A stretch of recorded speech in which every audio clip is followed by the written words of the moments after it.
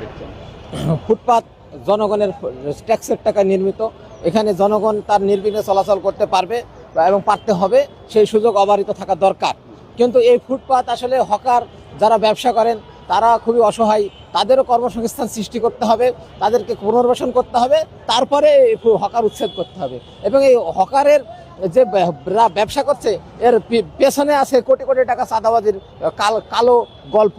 সুতরাং এই ফুটপাতে যারা চাঁদাবাজি করে, গডফাদারদের নিয়ন্ত্রণে এই ফুটপাত, সুতরাং এই ফুটপাত উচ্ছেদ করতে হবে এবং ফুটপাতের সকল প্রকার চাঁদাবাজি বন্ধ করা দরকার এবং হকারদের জন্য আলাদা একটা হকার্স মার্কেট তৈরি করা দরকার।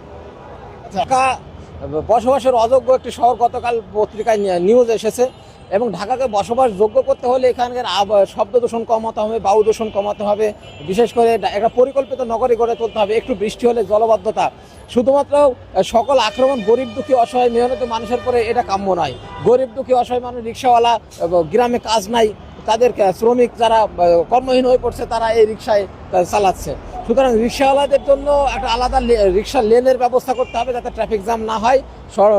পরিকল্পিত নগরায়ন চাই, দালান কোঠা নির্মাণে বিল্ডিং যে কোড আছে সেটা মানতে হবে এবং রাস্তার পাশে যে ফুটপাথ সেটাও অবারিত রাখতে হবে, যাতে হকার, রিক্সাওয়ালা, সাধারণ জনগণ সবাই যাতে বাঁচে। বাংলাদেশের মানুষকে মৃত্যুর মুখে, ধ্বংসের মুখে ঠেলে দিয়ে তো কোনো উন্নয়ন কার্যক্রম